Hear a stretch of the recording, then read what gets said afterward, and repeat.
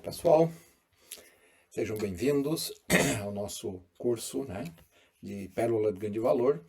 Hoje vamos continuar no capítulo 5 ainda de Moisés, Então essa é a nossa aula de número 14, sempre lembrando para que os irmãos possam se inscrever no canal, possam compartilhar e divulgar esses cursos que temos aqui, tá ok? No final também eu vou mostrar os meus cursos que estão no canal A Doutrina Viva, se alguém quiser acessar também. Estão lá todos os cursos que já foram dados lá na Central das Escrituras e agora estão nesse canal próprio, ok? Então, vamos lá para o que interessa, que é o nosso curso, E vai ser a aula 14 hoje, ainda continuando com Moisés 5. Isso, Moisés 5. Então, nós paramos no verso 7 e agora vamos para o verso 8. E lá diz assim: Portanto, farás tudo o que fizeres em nome do Filho, e arrepender-te-ás e invocarás a Deus em nome do Filho para todo sempre. Os elementos do sacrifício de animais apontavam para a expiação de Jesus Cristo. O elder Bruce R. McConkie ele ensinou o seguinte: de Adão a Moisés e de Moisés até a vinda do Senhor Jesus Cristo na carne, quer como parte do Evangelho ou da lei mosaica, conforme o caso, todos os santos ofereceram sacrifícios à semelhança do sacrifício do Cordeiro de Deus. Para um povo formado por pastores, cuja vida dependia de seus rebanhos e gado, não poderia haver uma semelhança melhor que essa. Então, o sacrifício de animais foi instituído lá com Adão e veio até a vinda do Salvador Jesus Cristo. Ainda um dos conceitos mais importantes, está com um delay aqui no aplicativo, vamos tentar de outra maneira, isto. Um dos conceitos mais importantes de Moisés 5:8 é a clara declaração de que Adão deveria fazer tudo em nome do Filho.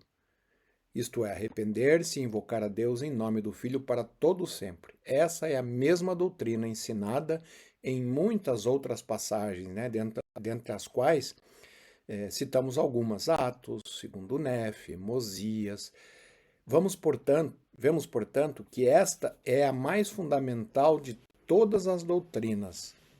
Existe um único plano de salvação e um único Salvador. Essa doutrina foi ensinada a Adão desde o princípio. Essas passagens também especificam que não haveria nenhum outro plano, nenhum outro Salvador. Por que é importante saber disso, irmãos? Porque Satanás, ele criou muitas outras filosofias e doutrinas, tirando o foco do Salvador. E aí ele reina absoluto nessas doutrinas, porque se tirar o foco do Salvador, você elimina todo o plano de salvação. E o plano de salvação para essas doutrinas não tem valor nenhum. O profeta Joseph Smith, ele disse o seguinte: alguns dizem,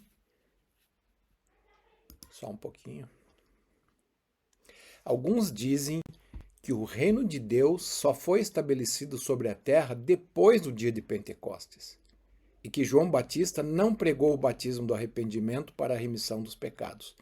Declaro, porém, em nome do Senhor, que desde os dias de Adão até o tempo atual, o reino de Deus esteve no mundo sempre que existiu um homem justo sobre a terra, a quem ele tenha revelado sua palavra e conferido poder e autoridade para administrar em seu nome.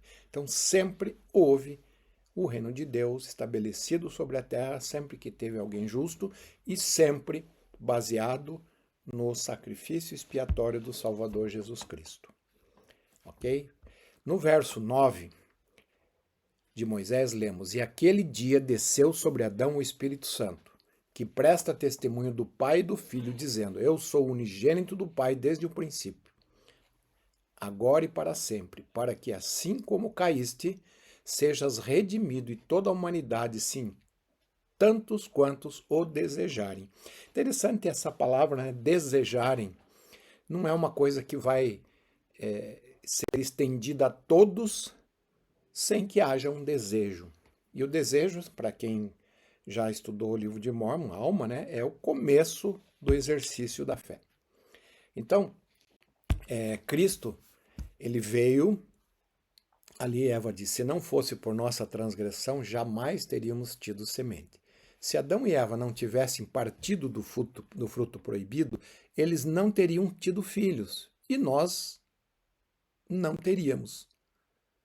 Moisés, né, explica, está lá em Moisés isso, 5:11 também. Eu não vejo a ação de Adão como um pecado. Marion D. Romney foi membro da primeira presidência. Acho que foi um ato deliberado de livre agência. Ele escolheu fazer o que tinha que ser feito para promover os propósitos de Deus. As consequências de seu ato tornaram necessária a expiação do Redentor. Lembra que o Salvador já tinha sido escolhido como Redentor. A queda fazia parte do plano de Deus. Eva foi a primeira a comer do fruto e Adão então escolheu também fazer isso para poder continuar com Eva e o plano seguir avante. Ainda sobre esse verso 11, né? Se então aceitarmos a verdade da existência de Deus e de sua ascendência, então imediatamente se transfere sobre nós uma responsabilidade para ele e seus filhos, nossos companheiros. Se ele organizou e planejou o mundo, não é mais provável que ele tenha feito um plano perfeito pelo qual poderíamos nos aproximar dele e pelo qual poderíamos progredir? Deus nos deu um plano. Ele nos enviou à Terra para obter corpos e ganhar experiência e crescimento. Ele antecipou a queda de Adão e Eva e a consequente mudança em sua condição mortal e providenciou que seu Filho Jesus Cristo redimisse o homem dos efeitos da queda e mostrasse ao homem um exemplo perfeito de vida correta para que o homem também pudesse melhorar e se tornar mais piedoso. Quem ensina isso é Spencer W. Kimball. Então, irmãos, a queda não foi uma falha no plano, era planejado. O Senhor só não planejou quando seria. Quer dizer, ele saberia quando seria, porque ele conhece todas as coisas. Mas ele não estipulou. Foi Adão e Eva que escolheram fazer isso. Porque se Deus tivesse colocado o homem já mortal sobre a terra, a responsabilidade não seria nossa e nem de Adão, nem de Eva, nem de nós. Né? Seria dele. Ele colocou a gente mortal sobre a terra, a responsabilidade era dele. Ele teria que nos resgatar, né? Porque ele tinha feito. Mas não. Adão e Eva, eles iam ser imortais, estariam lá até hoje. Mas ao escolherem, então, participar do fruto e providenciar a queda, o homem, então, trouxe essa condição. E aí a gente pode dizer, puxa vida, mas foi Adão. Sim, foi Adão. Então, por isso, a expiação paga a primeira morte, que é a morte física, devolvendo todos os homens a Deus. Agora, a segunda morte também ela é paga. Só que, quando a gente atinge a idade da responsabilidade, começa a cometer pecados, aí nossa queda. Aí nós somos responsáveis por esses pecados. E aí a expiação, então, nos resgata se formos obedientes, como a gente leu ali. Ok? Então, vamos ver aqui uma comparação. Então, antes da queda, olá, não haveria morte física, Adão e Eva teriam permanecido no jardim para sempre. Ok? O homem, após a queda, então, o homem tornou-se mortal e morreria fisicamente. Antes da queda, não havia morte espiritual, eles viviam na presença de Deus. Adão e Eva foram expulsos da presença de Deus depois da queda e tornaram-se espiritualmente mortos, isto é, afastados da presença de Deus. Lembra lá, presença de Deus um lado, afastados da presença de Deus. Antes da queda, Adão e Eva teriam permanecido no jardim incapazes de progredir. Depois da queda, a vida eterna tornou-se possível para os que forem obedientes. Ok? E aí, continuando. Antes da queda, Adão e Eva não poderiam ter filhos. Após a queda, Adão e Eva poderiam ter filhos. Antes da queda, Adão e Eva eram inocentes, não conheciam o bem e o mal, nem alegria e nem tristeza. porque não havia condições de ter nem alegria nem tristeza, pois não conheciam nem o bem nem o mal. A gente já falou daquelas 3 leis eternas, né? O bem e o mal, a oposição em todas as coisas. Adão e Eva, depois da queda, conheciam o bem e o mal e podiam sentir alegria e tristeza. Antes da queda, não podiam pecar por serem inocentes. Então, por isso que quando eles quebraram a lei, não foi considerado um pecado, mas uma transgressão. A gente já explicou isso em aulas anteriores, né? E depois da queda, por conhecerem o bem e o mal, podiam pecar. E aí, quando eles cometeram o primeiro pecado, aí que realmente se tornaram espiritualmente mortos na presença de Deus. E aí precisou da expiação para também os resgatar. Ok? A queda de Adão era necessária e parte do plano perfeito de Deus. Lá em Moisés a gente lê: Eu, Senhor Deus, tomei o homem e coloquei-o no jardim do Éden para lavrá-lo e guardá-lo. E eu, Senhor Deus, ordenei ao homem, dizendo: De toda árvore do jardim podes comer livremente, mas da árvore do conhecimento do bem e do mal não comerás. Não obstante, podes escolher segundo a tua vontade. Nenhum mandamento tem essa opção, né? Claro que a gente é livre para escolher, mas aqui foi dito claramente, porque te é dado. Mas lembra-te que eu o proíbo, porque no dia em que dela comeres, certamente morrerás. Será que Adão e Eva opuseram-se diretamente a Deus e seu governo?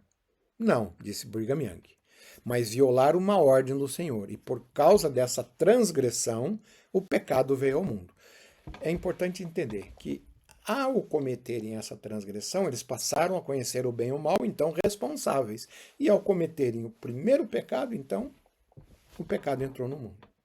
E o Senhor sabia que eles assim agiriam, e havia planejado que assim o fizesse, ok? Não foi uma emenda no plano, já era planejado.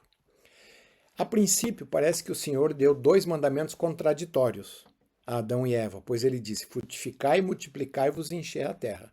Mas só poderia acontecer isso se eles se tornassem mortais.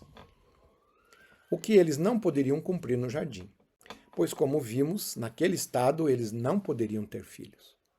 E o Senhor também disse que da árvore do conhecimento do bem e do mal não comerás. Então eles estavam em um dilema.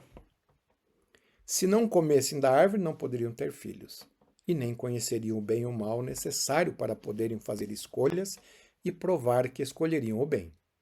Mas note que o Senhor complementa o mandamento com a seguinte afirmação: não obstante, podes escolher, né? Não obstante, podes escolher segundo a tua vontade, porque te é dado. Terceiro, pecado ou transgressão. A gente já falou um pouquinho sobre isso, só reforçando. O que produziu a queda não foi um pecado, algo inerentemente errado, mas uma transgressão. Algo errado porque havia sido formalmente proibido. Como Adão e Eva eram inocentes e não podiam pecar, o ato de comer do fruto não foi um pecado, mas uma transgressão. A gente já falou sobre isso. Vamos só ver uma diferençazinha entre pecado e transgressão. Desobediência intencional aos mandamentos de Deus é pecado. Transgressão já, né, em termos técnicos, é por desconhecimento ou acidentalmente quebrar uma lei de Deus. Eu já dei esse exemplo, vou dar de novo, né? Vamos supor que tem um baita de um ônibus desse aí da foto, você distraidamente, né? Hoje as pessoas andam lá com o celular, às vezes digitando com fone de ouvido, distraidamente entra na frente desse ônibus. O que vai acontecer? Muito provavelmente vai morrer. Foi um pecado? Não, uma transgressão. Transgrediu uma lei da física, que 2 corpos não podem ocupar o mesmo lugar. Ok? E aí, o corpo maior, claro, tem mais probabilidade de sair vencedor. E aí seria o caso que a pessoa provavelmente morreria. Já se a pessoa estivesse ali do lado da rodovia, esperando o ônibus passar, e intencionalmente se atirasse no ônibus para morrer, seria um pecado. Tá vendo a diferença? É uma forma bem grosseira, mas é mais ou menos isso, né? Que é a diferença entre pecado e transgressão. Apesar de que a transgressão não é pecado, mas ela também tem consequências. E assim foi com Adão e Eva, que tiveram a consequência que eles tiveram a mortalidade vindo sobre eles e, claro, daí foram afastados da presença de Deus. Sinto-me muito grato pelo fato do livro de Mórmon e outras escrituras, a queda de Adão não ser chamada pecado. Quem está falando isso? Joseph Fielding Smith, que foi um profeta de Deus. Não foi pecado o que fez Adão, exatamente o que o Senhor queria que fizesse. Odeio ouvir alguém chamar isso pecado, porque decididamente não foi. Adão pecou ao partilhar do fruto proibido? Digo-lhes que não, que ele não pecou. Permita-me citar o que conta no livro de Moisés a respeito ao mandamento de Deus a Adão. Lembra, eles não podiam cometer pecados, pois eram inocentes. Uma pessoa inocente não comete pecados, pode cometer transgressões. Eis a maneira como entendo essa escritura, diz. O Senhor disse a Adão, aqui está a árvore do conhecimento do bem e do mal. Se você quiser permanecer aqui, não poderá comer do fruto. Se quiser permanecer, fica proibido de comê-lo. Você poderá decidir sozinho a comer do fruto se quiser. E se você comer, certamente morrerá. Vejo uma nítida diferença entre transgressão de uma lei e o ato de se cometer um pecado. Ok? Fica bem claro, bem reforçado aqui. Ainda, aqui, consequências da queda após os ensinamentos do Evangelho. Tá? Então nós já vimos o que acontecia antes da queda e depois. Eva tinha a possibilidade de alegria na mortalidade. Adão ter a possibilidade de alegria na mortalidade. Eva ser uma dona de casa e Adão presidir sobre a família. Eva ser uma mãe e Adão prover para a família. Eva ter a promessa de ressurreição para todos e vida eterna para os justos. A mesma promessa a Adão, né? Ter promessa da ressurreição. Ok?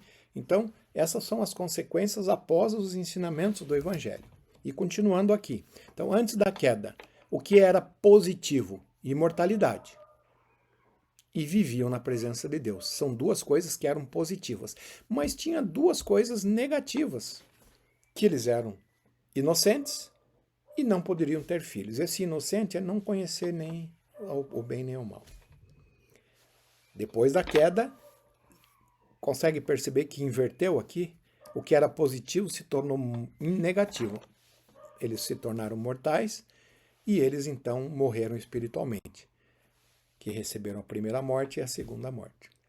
E eles, duas que eram negativas, agora passaram a ser positivas. Eles passaram a conhecer o bem e o mal e poderiam ter filhos. Então, percebe que o que era positivo passa a ser negativo e o que era negativo passa a ser positivo. Mas ainda tem a parte negativa. Depois da expiação, então tudo passa a ser positivo. Eles iriam ressuscitar, se tornar imortais novamente. Eles iriam vencer a morte espiritual, incondicional, que é para todos, que é a primeira morte, que é a ressurreição, e condicional para aqueles que forem obedientes. Conhecimento ilimitado e aqueles que forem exaltados, filhos para sempre para aqueles que são exaltados, que é a promessa daqueles que se tornarem exaltados de vidas eternas. Isso significa progenie eterna, só para os exaltados.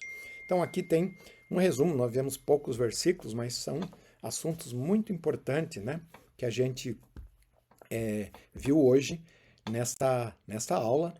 E só lembrando aos irmãos, o canal está aí, para aqueles que quiserem acessar os outros cursos, né, que eu tenho lá sobre a casa do Senhor, que é o templo, o plano perfeito, olha o nome, né, porque o plano é perfeito, ele abrange todas as principais doutrinas do Evangelho, a expiação infinita, que é baseado no livro do Elder Callister, inclusive esse quadrinho do mais, menos aí que eu acabei de passar, está lá no livro, né, A Expiação Infinita do Elder Callister, que eu usei, e também o Apocalipse. Então ficamos por aqui, obrigado por estarem conosco nesta aula, e retornaremos na semana que vem com mais uma aula, continuando ainda em Moisés, estamos indo bem devagarinho para que a gente assimile bem todas as doutrinas. Por isso, é uma pérola de grande valor esse livro, e principalmente o livro de Moisés e de Abraão, que a gente ainda vai estudar nesse curso, ok? Então, obrigado por estarem conosco, deixamos essa aula em nome de Jesus Cristo, amém.